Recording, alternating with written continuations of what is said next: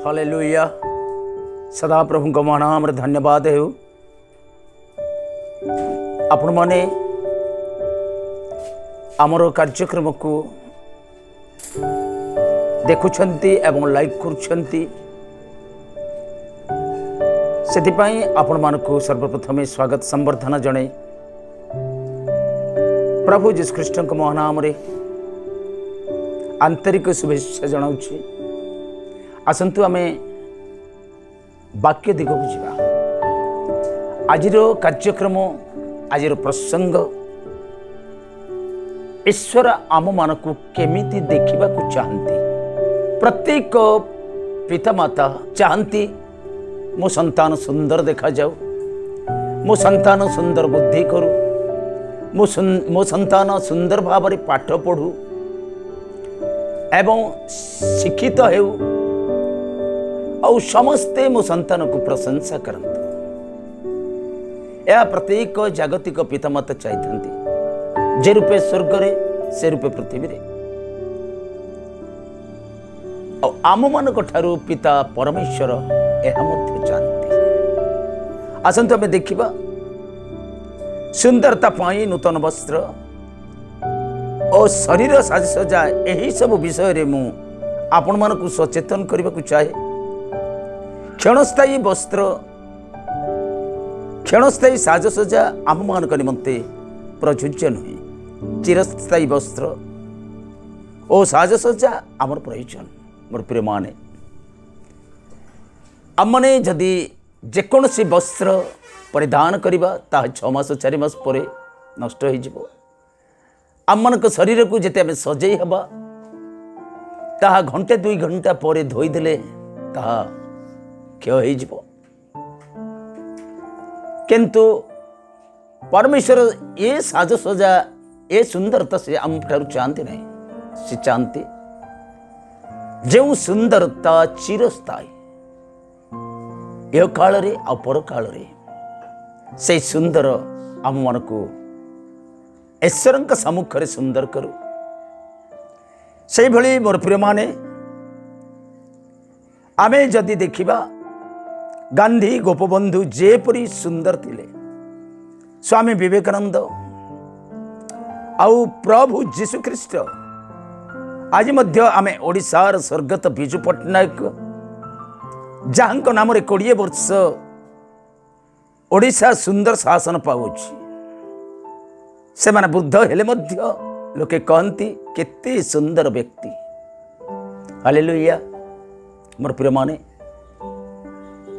देखंतु से माने बुद्ध हेई गले मध्य लोक माने से माने को कहती सुंदर व्यक्ति। आम मान ठारू ईश्वर यही सब विषय चाहती। जो भली आमे वस्त्र रे किछि काली लगी गले आमे साबुन दे सफा करी पुनश्च परिधान करुचे, किंतु आम देहरे थरे कलंक लगी गले ताकू केते थर आमे सफा करुचे। मोर प्रिय माने, सेथिपाई पंकज उदास तांकर गीत रे से कहिथिले, कौन पानी से पतला कौन भूमि से भारी, कौन अग्नि से तेज कौन काजल से कारी। केते सुंदर विषय से कहिथिले। पुणी तार उत्तर करथिले, पानी से पतला ज्ञान है पाप भूमि से भारी, अग्नि से तेज क्रोध है कलंक काजल से कारी। पानी ठारू पतला आहुरी ज्ञान, जो जगह पानी प्रवेश करि परिबो नहीं। ज्ञान मनुष्य को जो दिव्य ज्ञान देइछन्ति परमेश्वर, से ज्ञान रे से जगह पहुंच परिबो। ए पृथ्वी जेते भारी जेते ओजन, आपण जदि थोरे पाप करदेबे ताले पृथ्वी ठारू आहुरी ओजनिया हिजबे। आपण अनंत नरक पाताल गामी हिजबे। तेनु से कहते पाप भूमि से भारी, अग्नि से तेज क्रोध है कलंक काजल से कारी। निया ठारू आहुरी क्रोध आम मानकर एक क्रोधाग्नि।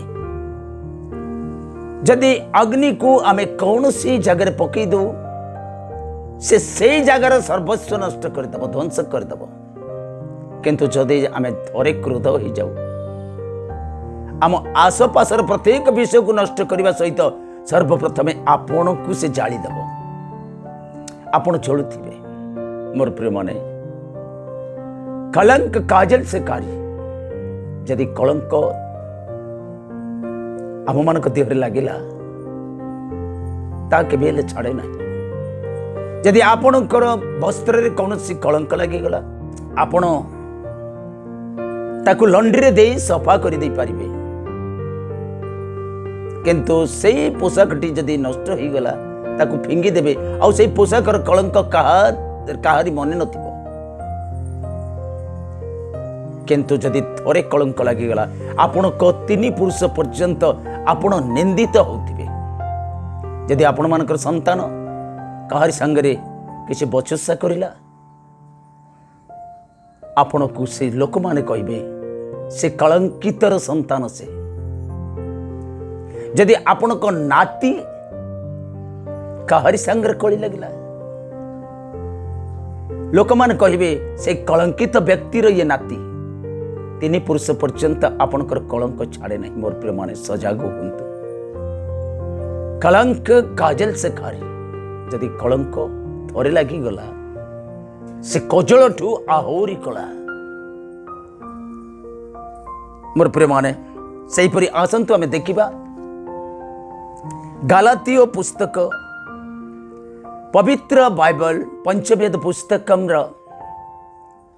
गालातीय पुस्तक 5:19 अध्याय 21 कौन लिखा जाए कई जन पढ़ंतु शरीर कार्य गुड़ाक तो स्पष्ट रूपे जान व्यभिचार अशुचिता कामुकता प्रतिमा पूजा कुहुक शत्रुता विवाद दोष क्रोध स्वार्थपरता दलभेद मतभेद ईर्ष्या मतता रंगरस इत्यादि प्रकार कर्म गुड़ाक मु पूर्व जेपरी तुममान कही से परी आगरू कहूँगी जे जो माने एही सब प्रकार कर्म करती से माने ईश्वरंकर राज्यर अधिकार हेबे नाही।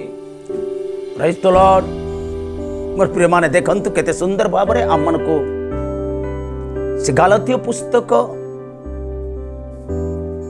5:19 ठारू 21 पर्यंत कौन कहते प्रभु आम को प्रभु जीशु ए शिक्षा देइचंती जे आपण को सजांतु यही सब विषय बा यही सब वस्त्र को आपण माने परिधान करंतु नहीं आम समस्त को से शिक्षा देइचंती शरीरर कार्य गुड़ाक स्पष्ट रूपे जना व्यभिचार और अशुचिता जे व्यक्ति व्यभिचारी से संपूर्ण भाव में ईश्वर निकट में अशुचि अपवित्र प्रभु ताको प्रेम करते कारण तार आत्मा तार मन ईश्वर न थाए से व्यभिचार विषय तार मन थाए से सब समय से व्यभिचार विषय भावु थाए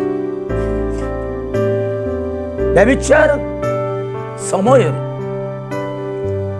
व्यभिचारी व्यक्तिर स्मरण शक्ति खूब कम थाए आउ तार कौन से विषय सब समय मन रहे अनेक अनेक विषय से भूली जाए जहाद्वारा कि समस्या सम्मुखीन होगा पड़ता है तेणु व्यभिचार अशुचिता व्यभिचार होची आम मानक पई बहुत बड़ कलंक से कलंक रहित हेबा पई प्रभु मन को शिक्षा देउछन्ति कामुकता 20 रे लिखा जाए कामुकता प्रतिमा पूजा नरहत्या कुहुक शत्रुता विवाद द्वेष क्रोध स्वार्थपरता दलभेद मतभेद ईर्षा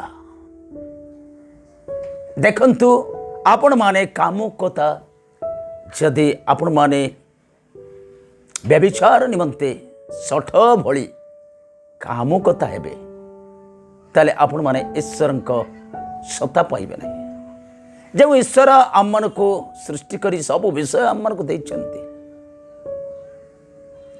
सब विषय ठीक ठीक समय से आम मन को जोगेबे ए सब विषय रे आमे जदि मनोयोगी हो ताले ईश्वर दृष्टि रे आमे घृणेर पात्र हो जाइथाउ मोर प्रिय माने प्रतिमा पूजा ईश्वर होउचंती निराकार तांकर आकार नहीं काहांकु आमे ताहांक सदृश देखिबा साकार पूजा गीतार मना अछि कुरान रे मना अछि पवित्र बाइबल रे मध्य बारण करा जायछि कारण गीता रे लिखा जाए काष्ठ पाषाण तरुलता ए सबु अज्ञानी देवता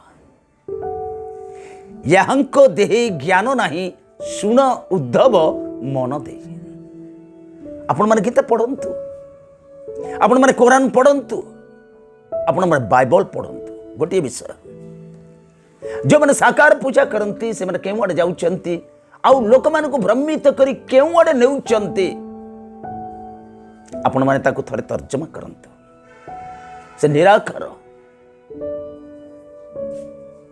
से होउचंती अनंत जांकर अंत नाही ताहांकु आमे की रूप दे परिबा आमे गोटे सरीसृप रूप दे परिबा गोटे पशुर रूप दे परिबा गोटे पथर रूप दे परिबा आमे जाको सृष्टि करिबा से कोन निराकार से कोन ईश्वर से हमन को कथा कहि परिबो नाही से हमको देखि परिबो नाही से हमन को दिग्दर्शन दे परिबो नाही परमेश्वर हमन को जो जागतिक खाद्य देइचंती तारी पाखरे नहीं जमा करी ताहाकु आनी लोक मान को भूले भंडे आमे व्यापार करी आत्मसात करिबा यह होछि जने पापी मनुष्यर कार्य कारण से ईश्वर को जानी नहीं जानी थिले भी मध्य यह होछि लोक मान को गोटे चलनात्मक कार्य रे लिप्त करेबा आ ईश्वर को सत्ता से मन को देव नहीं एही थारे ईश्वर अछंती ए काठ रे अछि ए पत्थर रे अछि ए गछ रे अछि ए तृण रे अछि कारण प्रिय माने देखंतु से सब विषय को ईश्वर सृष्टि करिसंती सृष्टि कोन स्रष्टा हेई परिबो जे सृष्टिकर्ता ईश्वर ताहांको हमें क्यों रूप रे पूजा करिबा से सब विषय चाहती नहीं किंतु यही सब विषय से हम को बारण करिसंती नर हत्या गीतार लिखा जाए नर देहे नारायण बाइबल कहे मु समस्त शरीर विद्यमान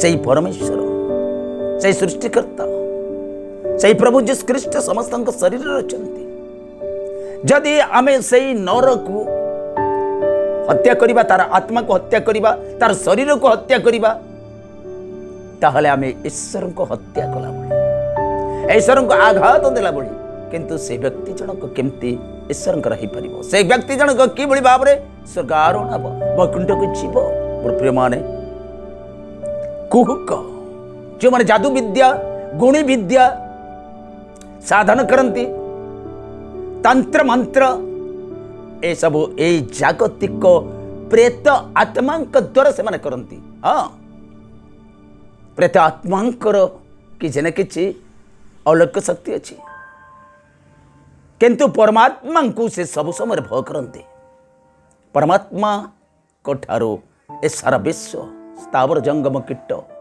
पतंगादि प्रत्येक विषय पिता परमेश्वर सृष्ट आमको जे भली सृष्टि करी ज्ञान देइछंती से आत्मा गुड़ा को प्रेतात्मा गुड़ा को मध्य किसी न किसी शक्ति देइछंती से माने किसी अलौकिक कार्य करि परिबे या नुह से सबु काम करि परिबे परित्राण दे परिबे ना नष्ट विनष्ट भ्रष्टाचार प्रत्येक विषय से सबु कुहुक भितर थाए जे माने कुहुक कार्य करंती तंत्र विद्या करंती मंत्र विद्या करंती एवं पूजा विधि करी प्रेतात्मा गुड़ी को संतुष्ट करी अन्य अनिष्ट करंती से माने स्वर्ग जाई परिबे नाही से माने ईश्वर के दृष्टि रे अति घृण्य मोर प्रिय माने से माने डिंडिम बजांती छाती बड़ई कहंती आमे ओने साधु सन्यासी आमे जगतर मंगल हितरे अछु किंतु ईश्वर को से प्रेम न करी से प्रेत आत्मा गुड़ा को से प्रेम करंती से प्रेत आत्मा द्वारा अपना स्वार्थ को से सफल करते ଈଶ୍ୱରଙ୍କ ଦୃଷ୍ଟିରେ ଆଉ ଈଶ୍ୱରଙ୍କ ରାଜ୍ୟରେ ସେମାନେ ପ୍ରବେଶ କରିପାରିବେ ନାହିଁ। ଶତ୍ରୁତା ବିବାଦ ଆମକୁ ଯଦି କେହି କିଛି କହିଦେଲା ଆମେ ତାହା ସହିତ ସାରା ଜୀବନ ଶତ୍ରୁତା କରୁଛେ। ମୋର ପ୍ରିୟମାନେ ତାହା ଉଚିତ ନୁହଁ। ଯୀଶୁ କହିଲେ ଆପଣ ଶତ୍ରୁକୁ ତୁମେ ପ୍ରେମ କର। ତୁମେ ଯଦି ଆପଣ ଶତ୍ରୁକୁ ପ୍ରେମ କରି ସେ ଉପବାସ କିମ୍ବା ବିପଦରେ ପଡ଼ିଥିବା ସମୟରେ ତାକୁ ସାହାଯ୍ୟ କଲ, ତାର ମୁଣ୍ଡରେ ଜଳନ୍ତା ଅଙ୍ଗାର ପକେଇଲା ଭଳି ତାକୁ ଲାଗିବ। ଆଉ ସେଇ ଅଙ୍ଗାର ଜ୍ୱଳନ୍ତା ଅଙ୍ଗାର ଯେତେବେଳେ ପଡ଼ିଯାଏ ସେ ଅନୁତାପର ହୃଦୟ ନେଇ ଆପଣଙ୍କ ସହିତ ସେ ଚିରଦିନ ପାଇଁ ମିତ୍ରତା ହୋଇଯାଏ। ତେଣୁ ଶତ୍ରୁତା ଈଶ୍ୱରଙ୍କ ଦୃଷ୍ଟିରେ ଉତ୍ତମ ନୁହଁ। ବିବାଦ, କାହା ସହିତ ଆମେ ବିବାଦ କରିବା? ଆମେ ସମସ୍ତେ ଗୋଟିଏ ଜାଗାରୁ ଆସିଛେ, ଆମେ ଗୋଟିଏ ଜାଗାକୁ ଯିବା। ମୋର ପ୍ରିୟମାନେ, ଆମେ ସମସ୍ତେ ସ୍ୱର୍ଗବାସୀ ଈଶ୍ୱରଙ୍କ ନିକଟରୁ ଆସିଛେ, ଆଉ ସମସ୍ତ ଆତ୍ମା ସେ ଈଶ୍ୱରଙ୍କ ନିକଟକୁ ଯିବ। ଏଠି ବିବାଦ କାହିଁକି? କିଏ ଛୋଟ, କିଏ ବଡ଼, କିଏ ଧନୀ, କିଏ ଗରିବ? ଈଶ୍ୱରଙ୍କ ନିକଟରେ ସମସ୍ତେ ଆମେ ସମାନ। ଯଦି ଆମେ ତାହା ହୃଦୟଙ୍ଗମ ନ କରିପାରିବା, ଅଳ୍ପ ଦିନ ପାଇଁ ଏ ପୃଥିବୀରେ ରହି ଆପଣ ସ୍ୱାର୍ଥ ପାଇଁ ଆଉ ଆମରି ଭାଇମାନଙ୍କ ସହିତ ଆମେ ବିବାଦ କରିବା, ତାହା ଉଚିତ ନୁହଁ। ଈଶ୍ୱରଙ୍କ ରାଜ୍ୟରେ, ଈଶ୍ୱରଙ୍କ ପବିତ୍ର ବାକ୍ୟରେ ତାହା ଉଲ୍ଲେଖ କରାଯାଇ ନାହିଁ। ତାହା ଏକ ଅତି ଘୃଣ୍ୟ ବିଷୟ ଏବଂ ଈଶ୍ୱରଙ୍କ ବିରୋଧୀ କାର୍ଯ୍ୟ ବୋଲି ପବିତ୍ର ବାଇବଲରେ ଲେଖାଯାଇଛି। ଦେଶ କ୍ରୋଧ, ସ୍ୱାର୍ଥପରତା, ଆପଣ ସ୍ୱାର୍ଥ ପାଇଁ ଅନ୍ୟ ଜଣକୁ ଦୋଷ ଦେଇ ଯଦି ସେ ଆମର ସ୍ୱାର୍ଥ ହାସଲ ହେଇପାରିଲା ନାହିଁ, ତାହେଲେ ଅନ୍ୟ ଜଣଙ୍କ ପ୍ରତି କ୍ରୋଧ ରଖି ତାର ପରିବାର ଭିତରେ ଦ୍ୱନ୍ଦ୍ୱ ଭିଆଇ କିମ୍ବା ତା ସହିତ କଳି କରି ହୁଏତ ଆମେ ଆଘାତ କରି ତାକୁ ମରଣ ଯନ୍ତାକୁ ଠେଲି ଦେଉଛୁ। ପ୍ରିୟମାନେ, ତାହା କ'ଣ ଉଚିତ? ତାହା ପବିତ୍ର ବାଇବଲରେ ଲେଖାଯାଇ ନାହିଁ। ଏସବୁ ଭାବନା ଯେଉଁମାନେ କରନ୍ତି ସେମାନେ ଈଶ୍ୱରଙ୍କ ସମ୍ମୁଖରେ ଅତ୍ୟନ୍ତ ନିନ୍ଦନୀୟ, ଅତ୍ୟନ୍ତ ଘୃଣ୍ୟର ପାତ୍ର। ସେମାନଙ୍କୁ ନର୍କ ଈଶ୍ୱର ନିଶ୍ଚୟ ପଠାଇବେ। ଆମମାନେ ଯଦି ପୃଥିବୀରେ ଏତେ ଧର୍ମ କାର୍ଯ୍ୟ କରୁଛେ, ଏତେ ଧାର୍ମିକ ହେବା ପାଇଁ ଚେଷ୍ଟା କରୁଛେ, ଆମର ଗୋଟିଏ ଲକ୍ଷ୍ୟ ପରିତ୍ରାଣ ଏବଂ ସେଇ ସ୍ୱର୍ଗ। ମୋର ପ୍ରିୟମାନେ, ସ୍ୱର୍ଗ ପାଇଁ ଯଦି ଆମମାନେ ସବୁ ସମୟ ଚିନ୍ତିତ, ତାହେଲେ ଏ ମର୍ତ୍ତ୍ୟ ଭିତରେ ରହି, ଏ ପୃଥିବୀ ଭିତରେ ରହି, ଏ ଧରାପୃଷ୍ଠରେ ଯେଉଁ ଭୌତିକ ବିଷୟ, ଯେଉଁ ମନ୍ଦ ବିଷୟ ଗୁଡ଼ିକ ଅଛି, ସେଥିରୁ ଆମେ ପୃଥକ ରହିବା ନିହାତି ପ୍ରয়োଜନ। ଦଳଭେଦ ଆଉ ମତଭେଦ, ମୁଁ ଯଦି ସେଇ ପାୱାରରେ ଥାନ୍ତି, ଏସବୁ କାର୍ଯ୍ୟ କରିଥାନ୍ତି, ସେ ଯେଉଁ ପାୱାରରେ ଅଛି ସେଇ ପାୱାରଟା ସେ ଉତ୍ତମ ଭାବରେ ୟୁଟିଲାଇଜ୍ କରିପାରୁନାହିଁ, ତାର ବିରୁଦ୍ଧରେ ଏକ ମତଭେଦ ପ୍ରସ୍ତୁତ କରିବା, ଏହା ହେଉଛି ଅଜ୍ଞାନୀ ବ୍ୟକ୍ତିର କାର୍ଯ୍ୟ। ଯେ ଯେଉଁ ପାୱାରରେ ଅଛି ସେଇ ପାୱାରକୁ ଆମେ ସେତିକି ସମୟ ପର୍ଯ୍ୟନ୍ତ ତାକୁ ଛାଡ଼ିଦେବା, ପରମୁହୂର୍ତ୍ତ ସମୟରେ ସେ ଯଦି ଉତ୍ତମ କାର୍ଯ୍ୟ କରିବ ସେଥିରେ ଆମର ମଙ୍ଗଳ ହେବ। ଯଦି ଅଉତ୍ତମ କାର୍ଯ୍ୟ କରେ ତାହେଲେ ସମସ୍ତ ବ୍ୟକ୍ତିମାନେ ତାକୁ ସେଇ ଜାଗାରୁ ନିଶ୍ଚୟ ବହିଷ୍କୃତ କରିବେ। ଆଉ ତାକୁ ବହିଷ୍କୃତ କରିବା ପାଇଁ ଆମେ ପ୍ରିପ୍ଲାନ୍ କରିବା, ଆମେ ଦଳଭେଦ କରିବା, ମତଭେଦ କରିବା, ଏହା ଏକ ଅଜ୍ଞାନୀ ବ୍ୟକ୍ତି, ସ୍ୱାର୍ଥପର ବ୍ୟକ୍ତି ଏବଂ ସେ ସବୁଠାରୁ ପାପୀ ବ୍ୟକ୍ତି ବୋଲି ପରମେଶ୍ୱରଙ୍କ ବାଇବଲ କହେ।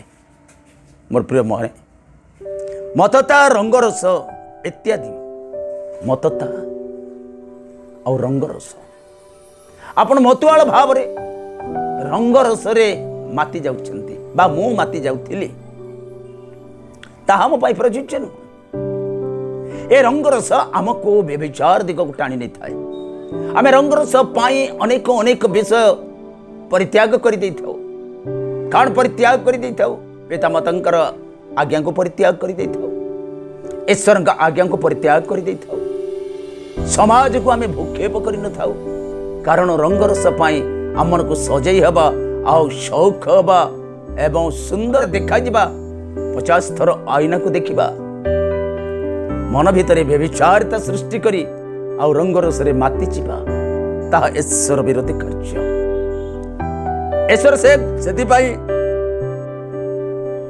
ବାରଣ କରିଛନ୍ତି, ତୁମେ ରଙ୍ଗରସ କରିବ ଈଶ୍ୱରଙ୍କ ପାଇଁ। କାରଣ ବାକ୍ୟରେ ଲେଖାଯାଇଛି, ଯାହା ହେଇଛି ସବୁ ତାଙ୍କରି ପାଇଁ, ତାଙ୍କରି ପାଇଁ ଆମେ ସବୁକିଛି କରିପାରିବା। ତେବେ ରଙ୍ଗରସକୁ ଆମେ ଆପଣେଇବା। ବ୍ୟଭିଚାରିତା ଗୀତ, ବ୍ୟଭିଚାରିତା ନାଟ, ବ୍ୟଭିଚାରୀ ବିଷୟ ଉଲ୍ଲେଖ ଏସବୁ ପରମେଶ୍ୱରଙ୍କର ଦୃଷ୍ଟିରେ ଉତ୍ତମ ନୁହେଁ। ମୋର ପ୍ରିୟମାନେ, ଆପଣମାନେ ଥରେ ହୃଦୟଙ୍ଗମ କରନ୍ତୁ। ମୁଁ କ'ଣ କହୁଛି? ଆମମାନଙ୍କୁ ମୁଁ ଯାହା କହୁଛି ତାହା ମୋ ମନରେ କହୁନାହିଁ, ତାହା ପବିତ୍ର ବାଇବଲର ଶିକ୍ଷାରେ ମୁଁ କହୁଛି। କୁକର୍ମ ଗୁଡ଼ାକ ମୁଁ ପୂର୍ବରେ ଯେପରି ତୁମମାନଙ୍କୁ କହୁଥିଲି, ସେହିପରି ଆଗରୁ କହୁଅଛି ଯେ ଯେଉଁମାନେ ଏହି ସବୁ କର୍ମ କରନ୍ତି ସେମାନେ ଈଶ୍ୱରଙ୍କ ରାଜ୍ୟରେ ଅଧିକାରୀ ହେବେ ନାହିଁ। ମୋର ପ୍ରିୟମାନେ, କାରଣ ଏହି ସବୁରେ ଶରୀର କଳଙ୍କିତ ହୋଇଥାଏ। ଯେଉଁ ସବୁ ବିଷୟ ଆପଣମାନଙ୍କୁ ମୁଁ କହିଲି ପବିତ୍ର ବାଇବଲ ଶାସ୍ତ୍ରରୁ, ତାହା ମୋ ହୃଦୟରୁ ବା ମୋ ମନରୁ ନୁହଁ। ମୋର ପ୍ରିୟମାନେ, ଆପଣମାନେ ହୃଦୟଙ୍ଗମ କରନ୍ତୁ, ଥରେ ସମୀକ୍ଷା କରନ୍ତୁ ଯେ ତାହା ଉତ୍ତମ ନା ଅଉତ୍ତମ। ଆମକୁ କ'ଣ କରିଲେ ଆମେ ଈଶ୍ୱରଙ୍କ ରାଜ୍ୟରେ ପ୍ରବେଶ କରିପାରିବା, ସେ ଈଶ୍ୱରଙ୍କ ରାଜ୍ୟର ଅଂଶ ହୋଇପାରିବା, ତାହା ଆମମାନଙ୍କୁ ଉତ୍ତମ ଭାବରେ ବିଚାରକୁ ନେବାକୁ ପଡ଼ିବ। ଏହିସବୁ ବିଷୟରେ ଆମମାନଙ୍କ ଶରୀରରେ ଯେଉଁ କଳଙ୍କ ଲାଗିଯାଏ, ସେ କଳଙ୍କ କେବେ ହେଲେ ଆମମାନଙ୍କ ଶରୀରରୁ ଛାଡ଼େ ନାହିଁ। ଏବଂ ଏହି ଜନ୍ମରେ ଆଉ ପର ଜନ୍ମରେ ମଧ୍ୟ ସେହି କଳଙ୍କ ନେଇ ଆମେ ଯେତେବେଳେ ପରମେଶ୍ୱରଙ୍କ ସମ୍ମୁଖରେ ଠିଆ ହେବା, ସେତେବେଳେ ପରମେଶ୍ୱର ତାଙ୍କର ମେଜ ସମ୍ମୁଖକୁ ସେ ନିଅନ୍ତି ନାହିଁ। ଅଧା ବାଟରୁ ସେ କହିଦିଅନ୍ତି, ଏ କଳଙ୍କିତ ଲୋକକୁ ନରକକୁ ପଠାଇ ଦିଅ, ଏହି ଜାଗାକୁ, ପବିତ୍ର ଜାଗାକୁ ଆଣୁ ନାହିଁ। ମୋର ପ୍ରିୟମାନେ, ଏ ଆତ୍ମାକୁ ଆପଣ ପବିତ୍ର ରଖନ୍ତୁ। ଦେଖିବେ ଆନନ୍ଦ, ଏତେ ଆନନ୍ଦ ଆସିଯିବ, ଏତେ ଶାନ୍ତି ଆସିଯିବ, ପରମାତ୍ମାଙ୍କ ସହିତ ଆପଣ ମିଳିତ ହୋଇଯିବେ। ଆପଣଙ୍କ ଆତ୍ମା ପରମାତ୍ମାଙ୍କ ସହିତ ମିଳନ୍ତୁ, ଦେଖିବେ କେତେ ଆନନ୍ଦ ଆପଣମାନେ ପାଇବେ, ଆପଣମାନେ କେବେ ହେଲେ କଳ୍ପନା କରିନଥିବେ। ମୋର ପ୍ରିୟମାନେ, ଆପଣମାନେ ଆଜିର ବାକ୍ୟକୁ ଥରେ ଚିନ୍ତା କରନ୍ତୁ। ହିତୋପଦେଶ, ପବିତ୍ର ବାଇବଲର ହିତୋପଦେଶ 27:20 କ'ଣ ଲେଖାଯାଏ?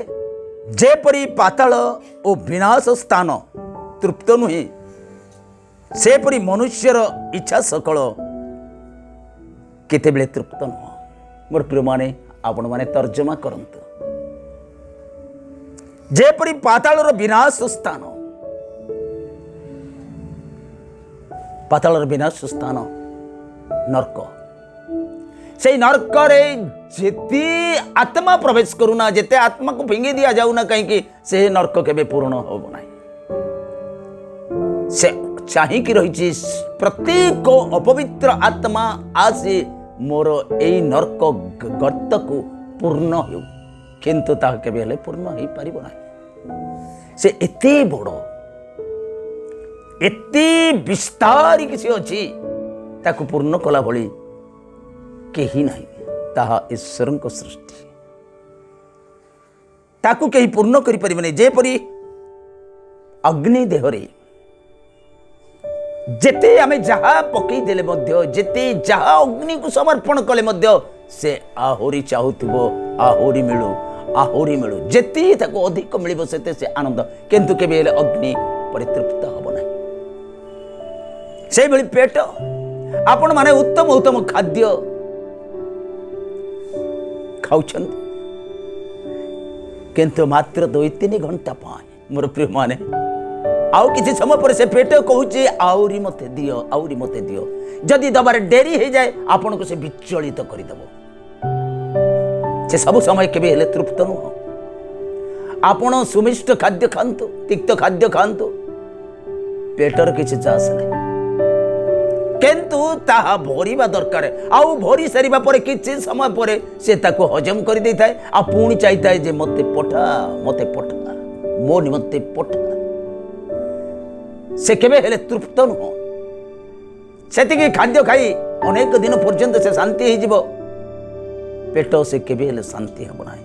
ସେ ସବୁ ସମୟ ଅତୃପ୍ତ, ଯେତେ ଦେଲେ ତୃପ୍ତ ନୁହେଁ। ସେହିପରି ମଣିଷର इच्छा शक्ति केबे तृप्त नुह। जदि आपण 5 कोटी पाइछंती आपण को मनरे अंकी मारिब आउ कोटी हे न थांता कि आपणकर 2 गोटी बिल्डिंग अछि आपण माने भाबिबे ना आउ गोटे करी भड़ा लगे देबी केबे हेले इच्छा शक्ति आपण को परमेश्वर जहाँ सब देइछंती आपण को इच्छा शक्ति सब समय चाहे आहुरी अधिक कौन से इच्छा तृप्त हुए ना आपण जहाँ आपण शरीर व्यवहार करुछंती सब समय संतुष्ट नुहंती। आपण जदि 5,000 टंकार गोटे पोशाक पिंधि जदि मार्केट जाई देखीदेले 10,000 टंकार पोशाक गोटे बिक्री होची किंतु ए 5,000 टंकार पोशाक आपण मन को कष्ट दब। यही 5,000 ना 10,000 टा होता आहुरी भल होता।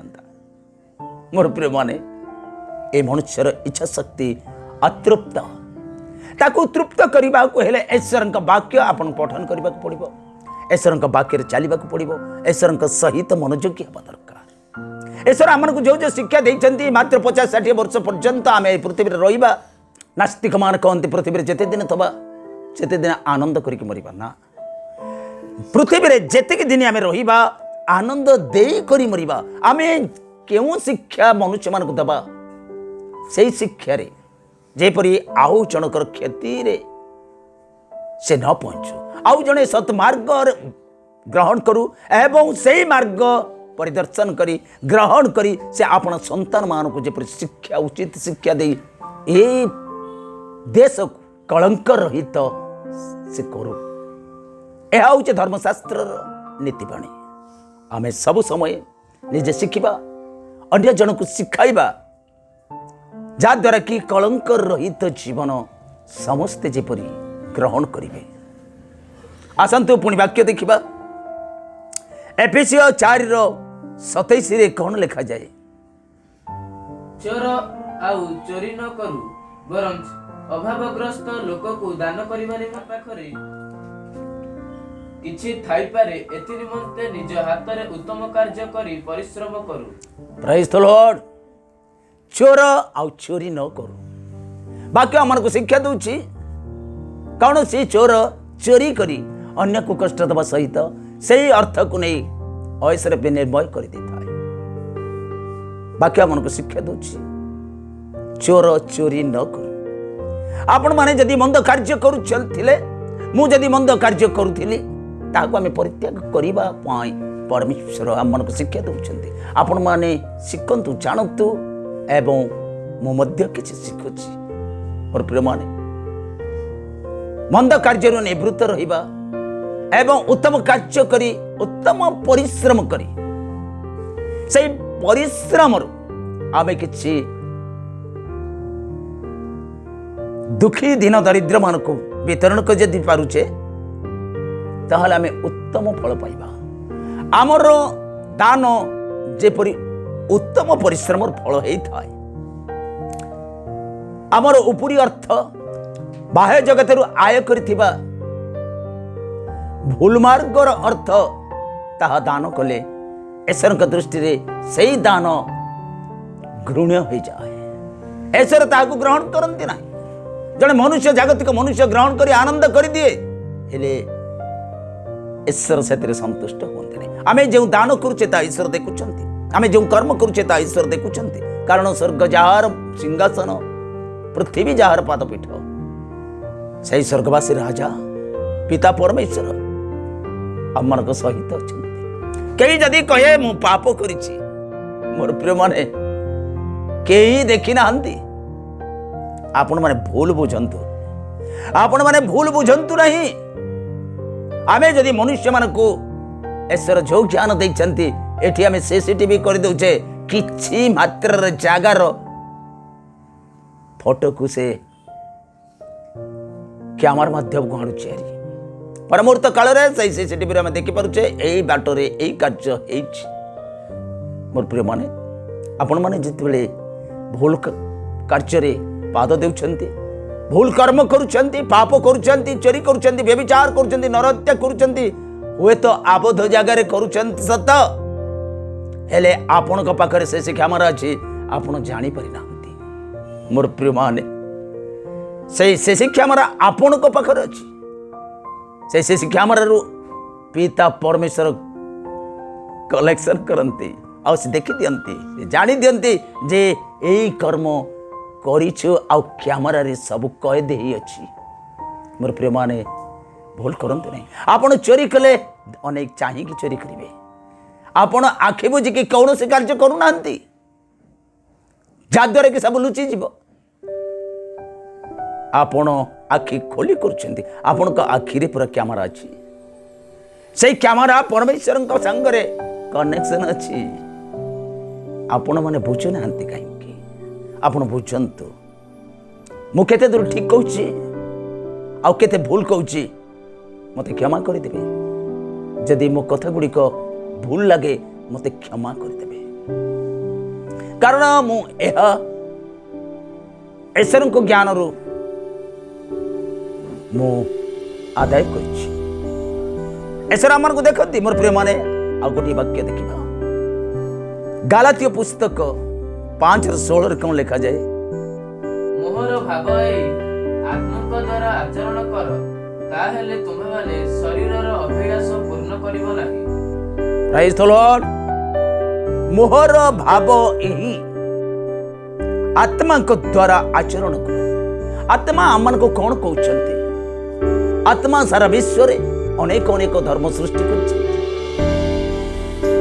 अनेक अनेक विद्वान व्यक्ति माने गोटे गोटे नूतन नूतन धर्म सृष्टि कर। आद्य काल यहूदी धर्म सब धर्म निरूपण, समस्ते निजर चतुरतारे गोटे गोटे धर्म सृष्टि कर, किंतु धर्मशास्त्र रे केही कही ना चोरी करो, व्यभिचार करो, नरहत्या करो। से धर्मशास्त्र को आमे जदि उत्तम भाव रे ग्रहण करिबा, से धर्मशास्त्र को आमे जदि बुझिबा, लोक धर्मशास्त्र पढ़ी कौन कहीदेवे ताहा आपण माने विश्वास करी भूल बाटर जाउछंती। प्रत्येक धर्मशास्त्र जो शुणुचंती जे कही वक्तव्य देउछंती, सही धर्मशास्त्र निजे किणतु आउ ताको उत्तम भाव रे पढ़ंतु। ए व्यक्ति जनक केते दूर ठीक कहला आउ केते दूर भूल कहला आपण माने जानि परिबे। आपण माने जो पथरे चालुचंती ताहा धर्मशास्त्र लिखा जाय नाही, कौनसी धर्मशास्त्र लिखा जाय नाही। आउ ताकू ढिंडी में बाड़ी अनेक लोक कहती यह आमर धर्म, यह आमर परंपरा। नाई प्रभु, आपण माने से कथारे भासी जाई आपण माने ईश्वरंकर प्रेम रु, ईश्वरंकर आशीर्वाद रु रहित पड़िचंती। होय तो आपण माने कहि परिबे ए व्यक्ति जनक खाली ईश्वरंकर प्रेम रे अछि, ईश्वरंकर आशीर्वाद रे अछि, ईश्वर सहित संलग्न अच्छी। आम एते पूजा ध्वजा हेन टेन करुचु, ये आमे कौन ईश्वर सहित नुह अच्छा। आपण माने ईश्वर हस्त निर्मित, मुझे ईश्वर हस्त निर्मित। मोर प्रिय माने किंतु आपण माने तर्जमा करंतु, प्रत्येक शास्त्र को अनुध्यान करंतु। प्रत्येक शास्त्र रे कौन लिखा जाइछि ताकू बुझंतु, पढ़ंतु। पढ़ीदेले जे आपण पागल होई जिवे तानु, पढ़ीदेले आपण ज्ञानी होई जिवे। सेमानकठारु शुणिकी आपण ज्ञानी हो पारिबे ना। सेमाने जो विषय आपण मानक शिक्षा दउचंती,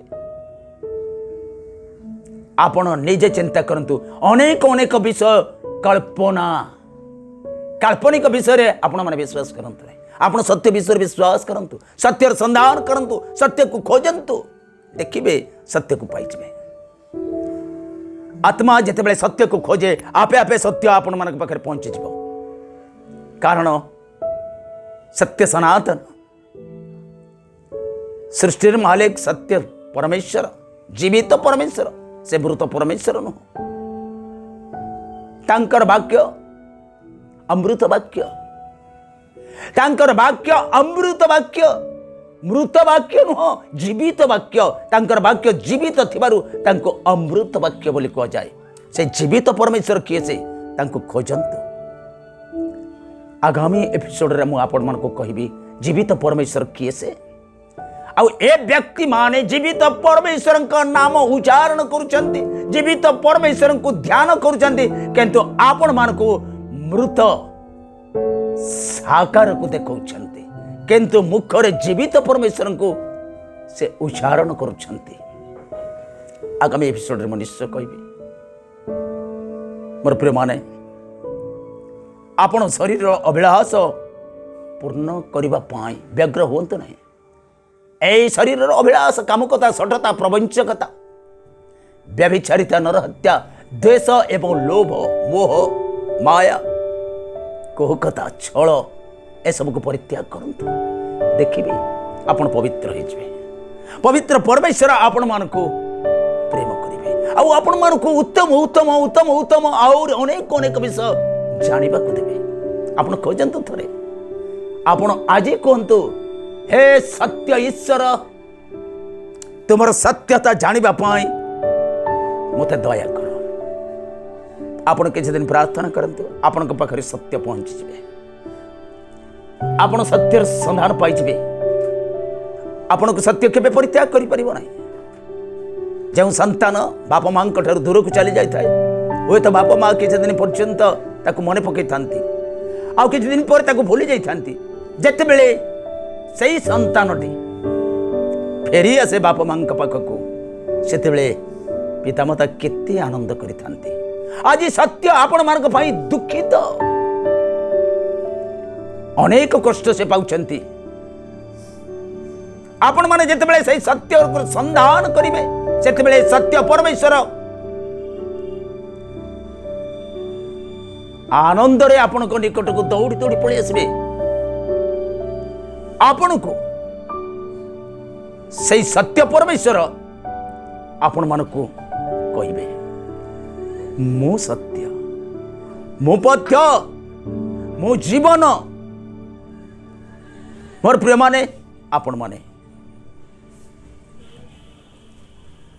हृदंगम करंतु बेचार को नियंतु आउ मु केते दूर ठीक कहूँ भूल कहूँ ताकू परखंतु जदि मोर दोष थाए मते क्षमा करंतु आउ जदि सत्यर संधान पाइबाकू आपण माने इच्छा करूछंती ताहाले सत्य को आह्वान करंतु आपण पाखरे पहुंची जिवे आपण सत्य को जानि परिबे सत्य को बुझी परिबे सत्य परमेश्वर के सहित आपण दर्शन पाई जिवे आजिर प्रसंग मु शेष करने पूर्व आपण मानक नमस्कार एवं क्षमा मागे आज प्रसंग को शेष करुच्ची।